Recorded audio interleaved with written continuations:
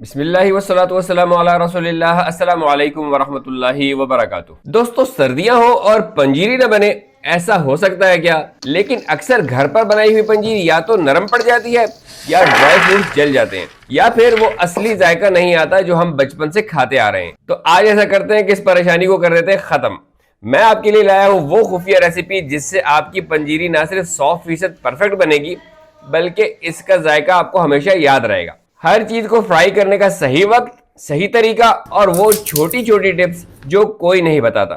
चलिए शुरू करते हैं। सबसे पहले हमने लेनी है एक अदद लोहे की कढ़ाई। मेरे पास जो लोहे की कढ़ाई है उसकी चादर पतली है, लेकिन अगर आपके पास मोटी चादर वाली लोहे की कढ़ाई हो तो आप उसको भी इस्तेमाल कर सकते हैं। अब इस लोहे की कढ़ाई में हम डालेंगे 3 खाने के चम्मच देसी घी। बिस्मिल्लाह।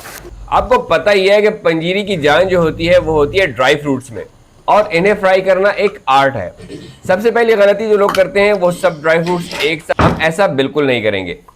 जैसे ही घी हल्का गर्म हो जाएगा और पिघल जाएगा, इसमें हम डालेंगे हमारे सख्त ड्राई फ्रूट्स। यहाँ देखिए, ये मैंने 250 ग्राम बादाम लिए हैं, ये इसके अंदर चले जाएंगे। और ये 100 ग्राम पिस्ता, ये भी इसके अंदर चला जाएगा। साथ ही मैंने लिए हैं 200 ग्राम काजू, इसको भी इसमें शामिल कर देंगे। 200 ग्राम अखरोट, ये भी इसमें चला जाएगा। और 200 ग्राम मूंगफली, ये भी इसके अंदर चली जाएगी। अब याद यहां ये रखना है कि आंच को बिल्कुल हल्का रखना है। हमें इन्हें 2.5 से 3 मिनट तक फ्राई करना है। मकसद इन्हें क्रिस्प करना है, इनका रंग तब्दील करना नहीं है या इन्हें जलाना नहीं है। तो अगर हम आग को तेज करेंगे तो इसके जल जाने का खतरा है, इसलिए हमने हल्की आग पर इसको फ्राई करना है। और ये भी याद रखिए कि इसको हमने हल्के हाथ से मुसलसल चमचा हिलाते हुए फ्राई करना है। इससे ये होगा कि चारों तरफ से ये अच्छी तरीके से फ्राई होंगे और जब हम इन्हें निकालेंगे तो ये क्रिस्प सही तरीके से हो सकेंगे। इसमें थोड़ा सा टाइम लग सकता है, तो इसलिए इस काम को बहुत ही सब्र से करना है। अब यहाँ पर आपकी आंखों और आपकी नाक का दोनों का कमाल है। आपने नजर इसकी शेप पे रखनी है, कहीं इसने अपनी शक्ल तो तब्दील नहीं कर ली या कहीं जल जला तो नहीं गया। और साथ ही अपनी नाक पर भी ध्यान रखना है ताकि इसकी खुशबू आप महसूस कर सकें। तो जैसे ही आपको लगे कि इसकी खुशबू उठ चुकी है, अब टाइम है इसको हमने निकाल लेना है। तो चलिए इसको निकाल लेते हैं। आपको पता होना चाहिए कि जो फ्राई करना है ये इसलिए जरूरी है कि इसकी वजह से जो ड्राई फ्रूट्स है वो क्रिस्प हो जाते हैं। निकाल लेने के बाद अब हमने अपनी कढ़ाई को वापस रख देना है चूल्हे के ऊपर। अब इसके अंदर मजीद हम तकरीबन 2.5 से 3 खाने के चम्मच देसी घी के शामिल करेंगे और एक बार फिर इस देसी घी को हम पिघला लेंगे। अब जो बारी है वो है थोड़ी नाजुक चीजों की, और तकरीबन 200 ग्राम यहाँ पर मैंने चने ले लिए हैं, ये भी इसके अंदर चले जाएंगे। बिस्मिल्लाह। तो अब यहाँ पर ये देखिए, मैंने 200 ग्राम किशमिश ले ली है, ये किशमिश इसके अंदर चली जाएगी। साथ ही यहाँ पर मैंने 200 ग्राम चार मगज लिया है, ये भी इसके अंदर चला जाएगा। तकरीबन 150 ग्राम 130 ग्राम अलसी के बीज हैं, ये इसके अंदर चले जाएंगे। और अब हमने करना है इन सबको भी फ्राई, लेकिन बहुत एहतियात से, और इनको ज्यादा से ज्यादा 1.5 से 2 मिनट तक हमने फ्राई करना है। लेकिन उसी तरह से दोबारा इसको हिलाते हुए, यानी इसको एक जगह नहीं छोड़ना, आराम से हिलाते रहना है और फ्राई करते रहना है ताकि कोई भी चीज किसी भी तरफ से जले नहीं और चारों तरफ से एक तरह से फ्राई हो जाए। तो तकरीबन 1.5 से 2 मिनट में ये अच्छी तरीके से फ्राई हो जाएंगे। इससे ज्यादा टाइम देंगे तो ये जल सकते हैं और जलाना हमारा मकसद नहीं है। और किशमिश भी अगर जल जाए तो आपको पता है मीठा जायका अगर कड़वाहट में तब्दील हो जाए तो कितनी बुरी बात होगी। इसलिए हमें इसको देख के करना है, और जैसे ही हमें वही खुशबू आने लगे और हम देखें कि इसका टेक्सचर कोई तब्दील तो नहीं हुआ, हमने इनको भी सबको निकाल लेना है। दोस्तों, मेरी वीडियो को आपने लाइक ज़रूर करना है और शेयर भी करना है अपनी फैमिली और फ्रेंड के साथ, हमें बहुत अच्छा लगता है। तो जो भी दोस्त मेरी वीडियोस पर कमेंट करते हैं, लाइक करते हैं, शेयर करते हैं, उन सबका बहुत बहुत शुक्रिया। अब एक बार फिर कढ़ाई हमारी जाएगी चूल्हे के ऊपर, और इसके अंदर हम तकरीबन 1.5 से 2 खाने के चम्मच घी डालकर, यानी देसी घी डालकर गर्म कर लेंगे, उसको पिघला लेंगे। और अब बारी आती है असल चीज़ की, यानी इसके अंदर हम शामिल करने जा रहे हैं गोंद। यहाँ पर जो मैंने गोंद ली है वो मैंने किकर की गोंद ली है। तो जो हम किकर की गोंद लेते हैं तो वो ज़रा मोटी मोटी होती है। तो मैंने क्या किया कि मैंने इसको थोड़ा सा पहले चॉप कर लिया ताकि जिसका मोटापन है वो ख़त्म हो जाए और ये छोटे छोटे टुकड़ों में तकसीम हो जाए। तो ये देखिए, ये मैंने थोड़ी सी गोंद ली है और ये मैंने इसके अंदर शामिल कर दिया। अब हम इसे थोड़ा थोड़ा डाल के और इसको फ्राई करते रहेंगे, चाहे 3 हिस्सों में फ्राई हो चाहे 4 हिस्सों में फ्राई हो, और हम इसको निकालते रहेंगे। कि इस गोंद को इस तरह से फ्राई करना है कि इसको बैचेस में करना है, थोड़ी थोड़ी गोंद डालते जाएंगे और इसको फ्राई करते रहेंगे। असल में हमने इस गोंद को खेल करना है, यानी ये इसकी जो चिपकन है वो ख़त्म करनी है। थोड़ी बहुत चिपकन शायद बाकी फिर भी रह जाती है, लेकिन ज़्यादातर चिपकन इसकी ख़त्म हो जाए। और हमने इसको ज़्यादा देर तक इसके अंदर नहीं छोड़ना, क्योंकि अगर ज़्यादा देर तक छोड़ेंगे तो ये भी जल सकती है और जलने हमने इसे देना नहीं है। और थोड़ी देर में, बस चंद सेकंड्स में ही ये खील हो जाएगी। हम इसको थोड़ा सा उल्टेंगे पलटेंगे ताकि ये चारों तरफ से फूल जाए। तो बस जब ये इस सूरत में आ जाए तो हमने इसको निकाल लेना है। बिस्मिल्लाहिर्रहमानिर्रहीम। अब मैं ऐसा करूंगा कि मैं इन तमाम बैचेस को फ्राई कर लूंगा। ये देखें, गरम घी में जाते ही ये पॉपकॉर्न की तरफ फूल गई। जैसे ही फूल जाए फौरन निकाल लें। अब इसी तरह थोड़ा थोड़ा घी शामिल करते जाएंगे जरूरत के मुताबिक, और बाकी बैचेस को भी फ्राई करते जाएंगे। तो दोस्तों, अगर आप वीडियो को अभी तक देख रहे हैं तो यकीनन आपको वीडियो पसंद आ रही होगी, और अगर आपको पसंद आ रही है तो आप वीडियो को लाइक करना और शेयर करना और चैनल को सब्सक्राइब करना भूलिएगा नहीं। और साथ ही साथ मुझे ये भी बताते जाइए कि आप कहां से इस वीडियो को देख रहे हैं। पहले वीडियोस में भी आप लोगों ने बताया था कि आप लोग कहां से मुझे देख रहे हैं, तो मुझे बहुत ही अच्छा लगा और आप सबका शुक्रिया कि आपने मेरी बात का जवाब दिया, और अब भी मैं इंतजार करूंगा। तो दोस्तों, अब गोंद हमारी फ्राई हो चुकी है, तो अब मैं आपको दिखाता हूं कि ये किस तरह से क्रिस्प हुई है। ये देखिए, ये बिल्कुल आराम से यूं करके दब के टूट रही है। यही हमको चाहिए, ये अंदर तक क्रिस्प होनी चाहिए इस तरह। तो अब चलते हैं अगले मरहले की तरफ। एक बार फिर कढ़ाई हमारी होगी चूल्हे के ऊपर, उसके अंदर हम शामिल करेंगे 1.5 से 2 खाने के चम्मच देसी घी और उसको हम पिघला लेंगे। इस तरह हमने आग को हल्का रखना है। और अब इसके अंदर जाने वाले हैं कैल्शियम का पावर हाउस, यानी मखाने। ये मखाने तकरीबन मैंने यहाँ पर 100 ग्राम लिए हैं। ये हम इसके अंदर शामिल कर देंगे। अब उसी सब्र और तहम्मुल के साथ हमने इसको फ्राई करना है। हल्के हल्के हाथ से हिलाते जाना है और फ्राई करते जाना है। याद रखिए कि हमने इतना करना है कि ये भी क्रिस्प हो जाए। इसके लिए थोड़ा सा टाइम लग सकता है, लेकिन हल्की आग के साथ और हल्के हाथ के साथ हमने अच्छी तरीके से इसको फ्राई कर लेना है। और जब हमें लगे कि अब ये काफ़ी हद तक चारों तरफ से फ्राई हो चुके हैं, तो हमने इसको निकाल लेना है। याद रखिए कि एकदम से क्रिस्प नहीं होंगे, बल्कि जब हम इसको निकाल कर कुछ देर के लिए रख देंगे तब ये अपनी क्रिस्प सूरत में आ जाएंगे। तो अब इसको निकाल लेते हैं और इसको एक तरफ रख देते हैं, और जब तक ये वहाँ पर थोड़े ठंडे हो रहे हैं हम अगली चीज़ों को फ्राई करते हैं। अब हम ऐसे करेंगे, एक दफ़ा फिर कढ़ाई हमारी चूल्हे के ऊपर है, इसके अंदर हम 1 खाने का चम्मच देसी घी शामिल करेंगे, और अब इसके अंदर हमने डालना है खोपरे का पाउडर या कोकोनट पाउडर। इसको इसके अंदर शामिल कर देंगे। बिस्मिल्लाह। ये 200 ग्राम मैंने यहाँ पर कोकोनट पाउडर लिया है। आंच को बिल्कुल हल्का रखना है और फौरन इसको हिलाते हुए इसको फ्राई करना है, क्योंकि खोपरे का पाउडर जो है वो एकदम जलने की सलाहियत रखता है। तो हमने इसको जलने नहीं देना, बल्कि हल्का सा इसको फ्राई करना है। इसकी खुशबू एकदम फैलेगी, पूरा घर खुशबू से भर जाएगा। तो ये देखिए, अब ये फ्राई हो चुका है। अब हम इसको भी एक तरफ निकाल लेते हैं। ज़्यादा टाइम नहीं लेगा, ज़्यादा से ज़्यादा 30 से 45 सेकेंड, एंड दैट्स इनफ। जनाब, हमने खोपरा तो कर लिया फ्राई। अब कढ़ाई जाएगी एक बार फिर चूल्हे पर। इसके अंदर फिर हम शामिल करेंगे तकरीबन 1.5 से 2 खाने के चम्मच देसी घी। अब हमने आग को रखना है दरमियाना, यानी हमने ना आग बहुत तेज रखनी है और ना बहुत ही हल्की। और अब इसमें जाएगी सूजी। यहाँ पर हमने सूजी ले ली है 500 ग्राम। ये 500 ग्राम सूजी हम इसके अंदर शामिल कर देंगे। अब हमने इसको उस वक्त तक भूनना है जब तक इसका रंग गोल्डन ना हो जाए। जैसे ही इसका रंग गोल्डन होगा हम इसको बाहर निकाल लेंगे। लेकिन याद रखिए कि सूजी भुनने में थोड़ा टाइम लेती है, तो आपने सब्र के साथ चमचा चलाते हुए इसको भूनते जाना है, ताकि कहीं ऐसा ना हो कि एक तरफ से जल जाए और दूसरी तरफ से पके ही ना। तो इसलिए हमको हिलाते जाना है, हिलाते जाना है, हिलाते जाना है, और पकाते जाना है, पकाते जाना है, पकाते जाना है। ये भी सब्र आजमा काम है, क्योंकि सूजी ने एकदम भुनना नहीं है, और जब भुनने पे आई तो जल जाना है। तो इसलिए बड़ी एहतियात के साथ आंखें जमाए हुए इसको पकाना है। तो जैसे ही आपको पता चले कि ये चारों तरफ से गोल्डन रंग इस पर आ चुका है, तो अब वक्त है इसको बाहर निकाल लेने का। बहुत ही जबरदस्त शानदार सी खुशबू चारों तरफ फैली हुई है, क्या ही कहने। तो चलिए अब इसको निकाल लेते हैं।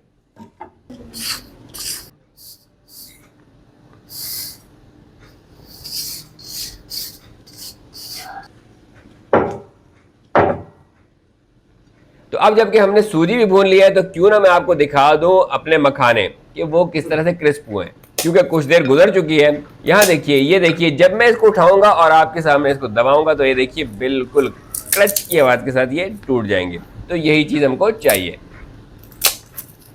तो दोस्तों अब बारी आती है शीरा बनाने की। शीरा बनाने के लिए हम एक दफा फिर कढ़ाई को रखेंगे चूल्हे के ऊपर। और अब यहाँ पर देखिए, ये मैंने ले ली है शक्कर, जो कि लिया है मैंने 500 ग्राम। ये 500 ग्राम शक्कर इस कढ़ाई में चली जाएगी। बिस्मिल्लाह। और अब हम इसके अंदर तकरीबन आधा कप या 8 खाने के चम्मच पानी शामिल कर देंगे। और पहले हम अच्छी तरीके से शक्कर को इस पानी के अंदर मिक्स कर लेंगे और इसके नीचे हल्की सी आग जला देंगे और आहिस्ता आहिस्ता इसको हिलाते रहेंगे यहां तक कि ये अच्छी तरीके से इस पानी के अंदर घुल जाए। इसमें भी थोड़ा सा टाइम लग सकता है, लेकिन आपने वो टाइम बहुत एहतियात से, बहुत सब्र के साथ दे देना है इसको। तो यहाँ देखिए, ये अब हमारा शीरा बनके तैयार हो चुका है। लेकिन हमने इसको इसी तरीके से इस्तेमाल नहीं करना, बल्कि हमने इसको पहले छान लेना है। छानना हमने इसको मलमल के कपड़े से है, ताकि इसके अंदर अगर कोई रेत के ज़र्रात वगैरह मौजूद है तो वो भी छन कर निकल जाए। तो अभी मैं इसको थोड़ा सा एक तरफ कर देता हूँ और मैं इसको छान लूंगा।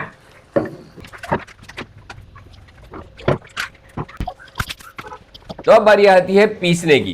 तो अब हमने बारी बारी तमाम चीज़ों को जिस सीक्वेंस में हमने भूना था उसी सीक्वेंस में हमने उसको पीसना भी है। हमने उसे पीसना है दरदरा, बारीक नहीं पीसना। बारीक उस सूरत में पीसेंगे कि अगर सामने वाली ऑडियंस जो हमारी जो खाने वाले हैं वो बुजुर्ग हो और वो बिल्कुल ही कुछ चबा ना पा रहे हो, तो हम उसको बिल्कुल बारीक पीस लेंगे। अदरवाइज इसको हमने दरदरा ही पीसना है। इसके लिए आपके पास होना चाहिए चॉपर, क्योंकि अगर हाथ से पीसेंगे तो पीसते पीसते बहुत टाइम लग जाएगा। तो इसलिए चॉपर में से दरदरा पीसना आसान भी है और ये जल्द भी हो जाएगा। याद रखिए, इसमें से मैंने थोड़े से ड्राई फ्रूट्स निकाल लिए हैं ताकि वो बाद में गार्निशिंग के लिए इस्तेमाल हो सके।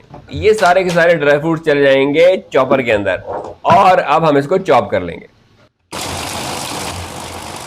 ये देखिए जनाब, ये चॉप हो चुके हैं और यहाँ देखिए बिल्कुल दरदरी हालत में है। बस इसी तरीके से हमने इसको चॉप करना है। इसको चॉप कर लेने के बाद हम एक कोई बड़ा बर्तन लेंगे और उस बड़े बर्तन के अंदर हम इसको निकाल लेंगे। मैंने यहाँ पर एक बड़ी सी कढ़ाई ली है, इस कढ़ाई के अंदर इसको शामिल कर दूंगा। इसके बाद जो मैंने अगला बैच फ्राई किया था उसको हम चॉप करेंगे और उसको भी इसी तरह से दरदरा सा चॉप कर लेंगे। सारी चीजें जाएंगी चॉपर के अंदर और फिर चॉप कर देने के बाद हम इसको निकाल लेंगे। ये देखिए, अब टाइम है इसको निकालने का। ये भी चली जाएंगी तमाम चीजें हमारी कढ़ाई में और हम इसको अच्छी तरीके से फैला देंगे।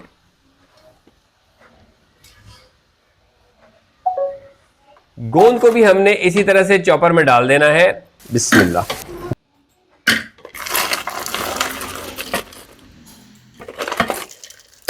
देना है और अच्छी तरीके से इसको हमने चॉप करना है, इतना कि ये बिल्कुल पाउडर फॉर्म में आ जाए। जितना ज्यादा मुमकिन हो सके इसको पाउडर फॉर्म में ले आना है।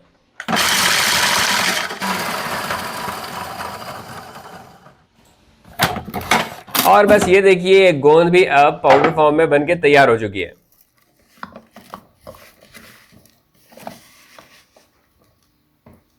पहले भी ऐसी थी, समझ डाली पाउडर हो गई। और अब इसके ऊपर चली जाएगी गोंद, जिसको हमने पाउडर फॉर्म में बना लिया था, और इसको हम फैला देंगे। और अब बारी आती है मखानों की। ये मखाने भी जाएंगे अब चॉपर के अंदर और हमने इनको भी चॉप कर लेना है अच्छी तरीके से, ताकि ये भी छोटे छोटे पीसेस में तकसीम हो जाए।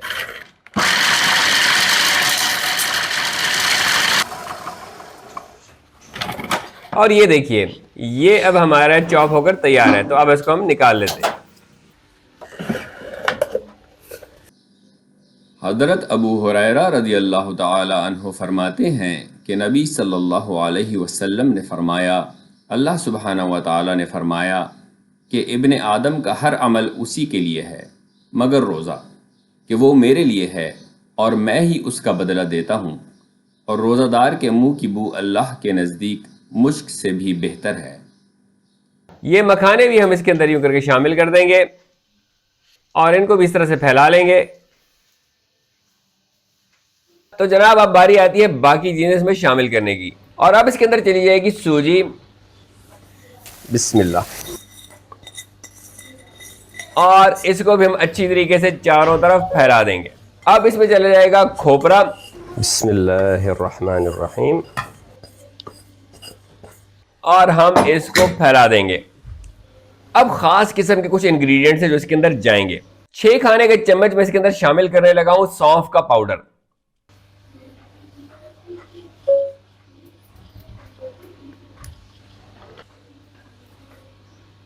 और अब इसके अंदर जाएगा कमरकस। यहां पर देखिए जो असल हालत में कमरकस होता है वो इस तरह से होता है, लेकिन हमने इसको इस तरह से शामिल नहीं करना, बल्कि हमने इसको पीस लेना है। और ये देखिए ये पिसी हुई हालत में कमरकस मेरे पास है। ये जो पिसी हुई हालत में कमरकस है इसको मैं तकरीबन 2 खाने की चम्मच इसके अंदर शामिल कर दूंगा। ये कमरकस आसानी से पंसारी की दुकान पर मिल जाता है, अगर आप जाके वहां पर उनसे तकाजा करेंगे तो वो आपको आराम से दे देंगे।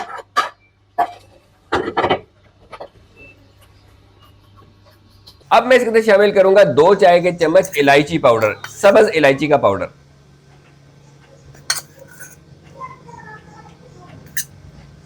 बिस्मिल्लाह।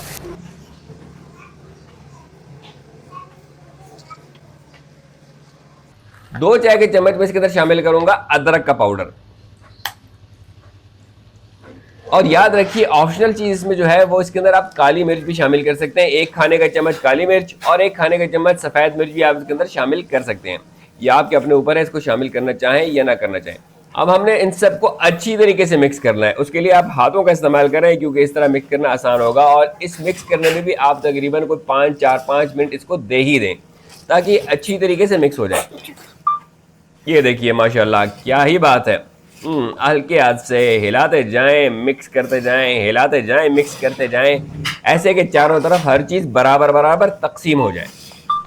जब हम इसको अच्छी तरीके से मिक्स कर लेंगे तो इसको वापस बराबर कर देते हैं। अब बारी आती है इसके अंदर जो हमने छान लिया है शीरा उसकी। अब इसके अंदर ऊपर से हम तमाम का तमाम शीरा जो है वो हम इसके ऊपर ऐसे करके डाल देंगे। ये देखिए, और एक बार फिर हाथों का इस्तेमाल करेंगे और इस शीरे के साथ भी इसको अच्छी तरीके से मिक्स करेंगे। और अगर कहीं पर कोई गुठली वगैरह बन रही हो तो उसको भी तोड़ते रहेंगे। तो चलिए अब हम इसको मिक्स कर लेते हैं आराम से, इत्मीनान से, हल्के हाथ से, गिराना भी नहीं है और इसको मिक्स भी करना है। इसमें भी थोड़ा सा टाइम लगेगा, लेकिन ये थोड़ा सा टाइम आप लगा ही लीजिए। तो जनाब ये रहा जबरदस्त हमारा मिक्सचर, जबरदस्त हमारी पंजीरी जो अब तैयार हो चुकी है। और जब हम इसको सारे को अच्छी तरीके से मिक्स कर लेंगे, बिल्कुल हर तरफ से चीज बराबर हो जाएगी, तो हमने जो अलग से ड्राई फ्रूट्स बचा के रखे थे उसको इसके ऊपर से भरोड़ देंगे, ताकि थोड़ा सा लुक भी आ जाए और कुछ साबित ड्राई फ्रूट भी इसमें शामिल हो जाए। तो जनाब ये लीजिए, जबरदस्ती हमारी पंजीरी बनके तैयार है। तो दोस्तों अब बारी आती है इसको प्रिजर्व करने के लिए। इसके लिए हम कोई air tight jar, air tight container, इस किस्म की कोई चीज लेके उसके अंदर इसको बंद करके रख सकते हैं और इसको खा सकते हैं।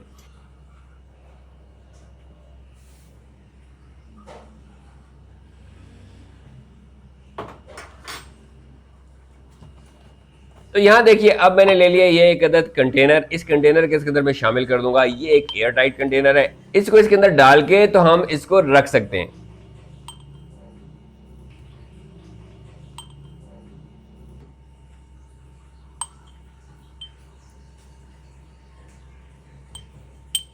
और दोस्तों एक और बात जो आप सब जानना चाहते हैं कि इसको हमने इस्तेमाल कैसे करना है, तो इसको इस्तेमाल करने के मुख्तलिफ तरीके हो सकते हैं। एक तो बहुत ही आसान तरीका यह है कि रोजाना सुबह उठकर 1 या 2 खाने के चम्मच इस पंजीरी की आप खा लें, ऐसे ही।